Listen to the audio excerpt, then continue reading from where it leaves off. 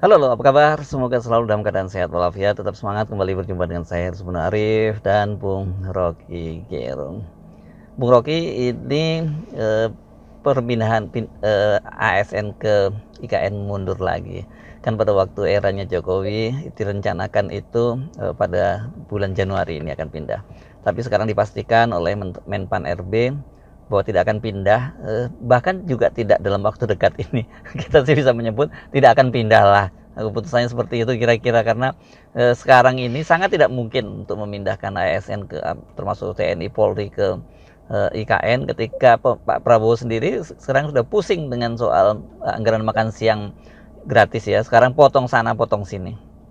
Ya tentu ada yang bergembira karena tidak jadi pindah ke IKN yang seharusnya Januari, yaitu para pegawai negeri, karena menganggap bahwa pindah ke IKN itu seperti balik ke dalam mimpi buruk yang dulu sudah mereka bayangkan. Kan banyak betul ASN yang sebetulnya menduga dengan kuat bahwa upaya untuk pemindahan mereka itu sekedar hanya untuk menyenangkan Raja Jawa. Kira-kira begitu dulu sinismenya tuh. Dan sekarang setelah dihitung bahkan oleh pemerintahan yang baru Pak Prabowo, diputuskan bahwa tidak mungkin dipindahkan ASN itu. Jadi berita baik bagi ASN tapi berita buruk bagi ternak-ternaknya Mulyono. Itu selalu ada di kepala ternak-ternak karena beredar terus. Bagi buzzer-buzzer atau jangan buzzer lah, pengikut-pengikut Mulyono, mereka yang berupaya untuk menanam semacam harapan bahwa Pak Jokowi akan meresmikan istana itu di ujung pimpinannya nggak terjadi. Bahwa Pak Jokowi berharap bahwa Presiden Prabowo akan menurunkan 30% dari APBN untuk memuluskan perlengkapan terakhir di IKN tidak terjadi itu. Bahkan video-video yang beredar diperlihatkan bahwa IKN itu udah jadi kayak hutan kembali, udah berantakan, udah apalagi banjir kemarin itu. Jadi sebetulnya dari awal kita udah duga, bukan duga sebenarnya, menghitung dengan cermat bahwa tidak mungkin ambisi dari Presiden Jokowi itu hendak dilanjutkan oleh Presiden Prabowo, karena batas dari ambisi adalah APBN. Jadi kalau dia dibatalkan bukan sekedar atas nama kekurangan APBN, tapi karena tidak masuk akalan dari proyek itu sendiri kan. Jadi kita mestinya menganggap bahwa udahlah itu proyek itu udah jadi, dia pasti mangkrak, udah pasti mangkrak. Tetapi buzzer-buzzer Jokowi ini masih mempromosikan terus tuh bahwa nanti akan jadi surga bagi mereka, itu akan jadi legacy, akan jadi taman yang indah. Itulah pentingnya berpikir, itulah pentingnya punya akal, itulah pentingnya membangun dengan teori, bukan sekedar dengan keinginan. Jadi tanpa teori, tanpa gagasan, tanpa kajian yang lengkap dari segi lingkungan, dari segi birokrasi, dari segi kecukupan anggaran, itu IKN itu akan sekedar jadi pelataran untuk mengingat-ingat bahwa ada seorang yang bertahun-tahun tidak dipahami jalan pikirannya, tetapi diajukan terus sebagai figur yang mampu untuk mengubah Indonesia dengan memamerkan smart city itu. Sekarang coba Anda pergi ke IKN, maka yang disebut smart city itu memang sudah terjadi, sudah selesai itu. Di mana diselesaikannya? Di laptop Mulyono, kira-kira begitu sinismenya kan. Nah sekarang saya kira ini waktunya buat Pak Jokowi bersiap-siap ya gitu, bahkan banyak yang meledek ini kan dulu karena dia juga meninggalkan proyek yang mangkrak kan dulu Pak Jokowi kalau suka ngeledek Pak SBY soal Hambalang gitu. Mungkin ada bagusnya juga Pak SBY, atau enggak, jangan Pak SBY lah ya. Teman-teman Demokrat itu piknik lah ya sekali-kali ke IKN gitu. Karena ini mimpinya Jokowi, lalu mimpi itu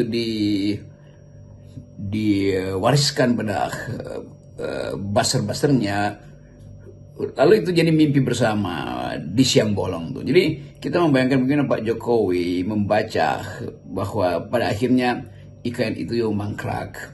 Dan ya mungkin Pak SBY senyum-senyum, atau anak-anak Demokrat itu senyum-senyum karena Jokowi pernah berfoto di depan di Hambalang, itu Bukit Hambalang yang jadi skandal dulu soal proyek-proyek olahraga itu yang kemudian mangkrak. Jokowi sengaja datang ke situ. Tapi tidak sengaja datang ke Hambalang untuk ngeledek Pak SBY, kan dianggap Presiden SBY membuat proyek mangkrak karena dikorupsi.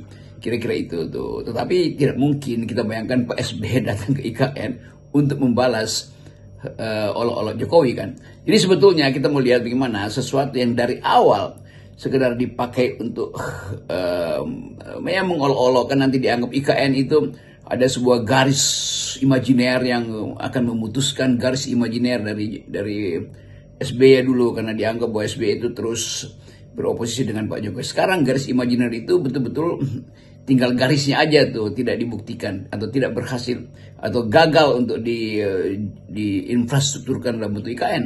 Nah, kelihatannya permainan asumsi ini atau permainan pencitraan ini tidak dipahami oleh para buzzer. Sampai buzzer masih menganggap enggak, itu nanti tahun depan akan diselesaikan. Oh, ntar 2 tahun depan. Dan mereka berharap Pak Prabowo menyelesaikan itu. Padahal secara rasional itu nggak mungkin diselesaikan. Karena ya mungkin 30 tahun lagi itu baru bisa selesai itu. Jadi sebetulnya harusnya dinyatakan aja bahwa itu proyek gagal. Supaya nggak ada lagi orang yang berharap bahwa IKN itu akan diteruskan. Dan konyolnya makin lama makin terlihat bahwa memang itu secara ekologi itu berbahaya tuh. Tidak diriset tentang potensi hangusnya kota itu karena di bawahnya ada batu bara ternyata, dan di atasnya ada terik matahari.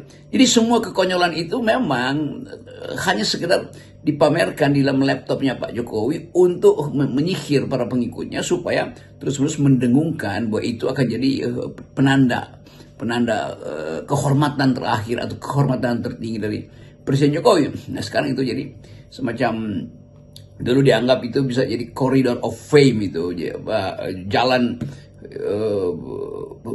yang akan memperlihatkan famous kemuliaan itu. Sekarang dia jadi corridor of shame, itu jadi jalan yang memalukan. IKN itu menjadi pameran yang memalukan tuh. Dan bukan lagi pameran yang dibayangkan dulu di laptop Pak Jokowi sebagai sesuatu kota yang smart dan indah. Soal IKN akan mangkrak ini kan sebenarnya kita sudah bisa membaca jauh-jauh hari ya Bung Rocky. Tapi tentu saja ketika Aguan, pemilik Agung Sedayu Group itu kemudian buka suara kepada IKN bahwa mereka itu melakukan investasi di IKN karena untuk menyelamatkan wajah Presiden Jokowi, ya saya kira itu hanya semacam konfirmasi dari para Taipan terhadap apa yang sesungguhnya terjadi di IKN. Kan Pak Jokowi masih tetap mencoba menutupi bahwa oh ini para Taipan saja sudah berinvestasi, jadi yang lain nanti akan berbondong-bondong ke sana gitu kan. Pak Jokowi selalu menyatakan seperti itu. Bagaimana Pak Jokowi memandang itu dari Solo? Kan tetap dia harus cari upaya untuk cari alasan bahwa itu akan diteruskan. Jadi mimpi Jokowi akhirnya berhenti itu. Mimpi yang memporak-porandakan Indonesia. Tetapi ada konsekuensi panjang.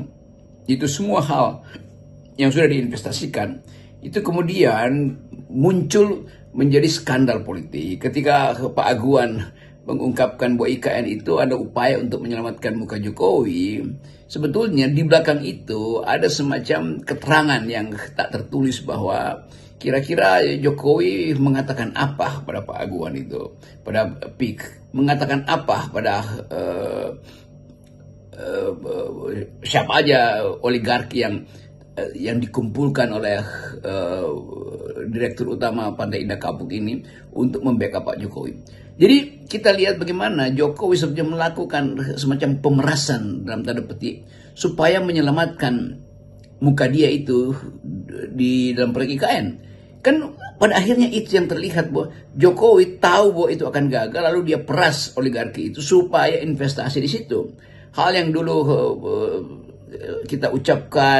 saya ucapkan sampai dipanggil polisi, BEM ucapkan, masyarakat sipil ucapkan, pecinta lingkungan ucapkan, bahwa Jokowi berbohong sebetulnya dari awal. Dan mereka yang membackup kebohongan itu juga akhirnya harus diperiksa itu. Kenapa di dalam kapasitas keahlian teknokratik mereka semua mendukung ide gila dari Jokowi. Ini disebut ide gila karena tidak ada basis ekologi yang memungkinkan atau yang mengizinkan itu dibangun sebagai kota. Tidak ada basis ekonomi yang menunjukkan bahwa itu rasional untuk dibiayai oleh APBN. Tidak ada basis pertahanan yang menghendaki ibu kota kita dipindahkan untuk keamanan. Jadi semua itu omong kosong sebetulnya yang membuat kita akhirnya merasa bahwa bagaimana mungkin begitu banyak rektor yang mengelulukan IKN, begitu banyak rektor yang menjadi tim bahkan untuk menilai kemasukakalan itu dan disogok oleh Presiden Jokowi supaya membenarkan AMDAL di situ. Kan ketololan ini, atau bukan ketololan, kedunguan ini kan jadi penanda bahwa bangsa ini sebetulnya dengan mudah menerima segala macam jargon, menerima segala macam dongeng, mampu untuk menghina dirinya sendiri. Karena bagaimanapun harusnya universitas itu menganggap dari awal, memberi perintah metodis dari awal bahwa itu adalah proyek gagal tuh. Tapi itu juga yang terjadi di dalam soal-soal yang lain. Misalnya soal Omnibus Law, sekian banyak rektor menjadi sponsor dari Omnibus Law, dan baru sekarang mereka mengerti bahwa akibat mereka mensponsor Omnibus Law, maka pemalsuan HGB di Pantai Indah Kapuk terjadi berbasis pada Omnibus Law itu kan. Jadi itulah kontradiksi atau paradoks dari universitas yang sekarang lagi mau disogok lagi dengan tampang. Bagi kita yang berakal sehat, sesungguhnya sudah cukup lama ya kita bisa menduga atau bahkan memastikan gitu bahwa IKN itu akan mangkrak seperti sekarang ini. Gampang kok sebenarnya ngitungnya ya kan, karena kita tahu kekuatan APBN kita seperti apa, kemudian situasi makro dunia seperti apa, situasi domestik seperti apa gitu kan. Tapi anehnya ini bagi para ternak Mulyono itu mereka masih tetap menganggap bahwa ini akan menjadi salah satu monumen atau legacy terbesar dari Jokowi yang diwariskan kepada bangsa Indonesia. Ya tapi masuk akal juga kalau memang sisa-sisa atau diehard pendukung Jokowi Pak Jokowi itu masih menunggu semacam keajaiban bahwa akan ada uang pinjaman, investasi baru masuk untuk menghidupkan kembali IKN. Jadi mereka hidup di dalam ilusi, hidup dalam delusi itu, dan tokoh-tokoh itu masih beredar dari satu talk show ke talk show yang lain untuk membela bahwa Jokowi itu telah meninggalkan sesuatu yang berguna, yaitu infrastruktur, dan itu artinya meninggalkan utang yang nggak bisa dia bayar tapi mesti dibayar oleh sistem yang sekarang.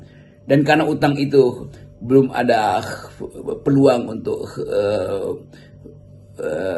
dipinjamkan oleh sistem internasional, maka hal-hal yang seharusnya menjadi hak dari masyarakat akhirnya dibatalkan oleh pemangkasan anggaran yang dibuat oleh Presiden Prabowo. Ya terutama soal tunjangan-tunjangan yang tidak bisa disalurkan, penghematan yang dimaksudkan untuk ya menutupi APBN yang bolong, nggak dapat utang, maka penghematan birokrasi, sementara birokrasinya justru diperluas itu. Dan semua itu berakibat pada kekacauan konseptual itu. Orang menganggap bahwa iya penghematan di semua departemen, semua kementerian 50% itu artinya separuh dari aktivitas ekonomi di daerah tidak akan tumbuh tuh. UMKM kehilangan kontrak, hotel-hotel nggak dapat lagi dana dari negara. Padahal kita mengerti bahwa dalam keadaan krisis untuk menimbulkan kehidupan ekonomi mestinya pakai prinsip-prinsip apa namanya itu Keynesian yang John Keynesian yang menginginkan atau mendalilkan bahwa state spending itu akan menghidupkan ekonomi. Tapi kita lihat bagaimana istilah penghematan itu sebetulnya ya seolah-olah kata penghematan yang diucapkan oleh Ibu Sri Mulyani itu dalam upaya untuk memberi semacam pelajaran moral pada bangsa ini untuk hemat. Tapi kata hemat di dalam kebudayaan kita itu beda dengan penghematan di dalam birokrasi. Penghematan birokrasi adalah mencekik rakyat sebetulnya kan. Jadi berhematlah, atau apa dulu disebut kencangkan ikat pinggang itu artinya betul-betul konsumsi energi, konsumsi karbohidrat, konsumsi nutrisi anak-anak itu tidak boleh diteruskan lagi. Jadi penghematan akan berakibat pada pembodohan sebetulnya kalau kita lengkapkan itu. Jadi sekali lagi kita mau tagih sebetulnya siapa yang harus disalahkan sehingga Presiden Prabowo harus berhemat dengan akibat ekonomi tidak tumbuh kan. Nah itu yang saya kira harus jadi kesepakatan politik baru, bahwa mesti ada yang ya paling nggak disalahkan atau dibongkar atau dijerat secara hukum karena dari awal memboroskan anggaran negara, karena dari awal tidak mampu untuk membuat proyek dengan jalan pikiran tuh. Jadi bagi mereka kawan-kawan yang masih jadi buzzer yang selalu menganggap bahwa ngapain berpikir, yang penting kerja. Nah itu sekarang kerja itu seperti pekerjaan kerbo aja tuh, yang tanpa desain maka menghasilkan kekacauan ekonomi, dan tanpa desain dengan isi kepala yang ada cumalah sensasi, dan sensasi itu akhirnya berhenti. Sehingga Pak Jokowi mungkin dari tempat beliau beristirahat dengan penuh kesedihan, tetapi bisa diatasi mungkin dengan obat penenang, melihat bagaimana IKN yang dia banggakan itu akhirnya berubah menjadi tumpukan kegagalan, berubah menjadi kota mati, atau bahkan dianggap sebagai sesuatu yang berbahaya bagi lingkungan, karena segala hal yang tidak diselesaikan itu artinya merusak kemampuan alam untuk memulihkan dirinya sendiri. Dan alam telah menghukum dengan penanda pertama, yaitu ada banjir di situ, dan keterangan-keterangan berikutnya ya silahkan ikuti bagaimana para buzzer ini masih berupaya untuk berdoa supaya ada keajaiban, dan semua doa yang didasarkan pada kebohongan itu juga hanya menjadi bencana di masa depan. Salam akal sehat. Salam akal sehat.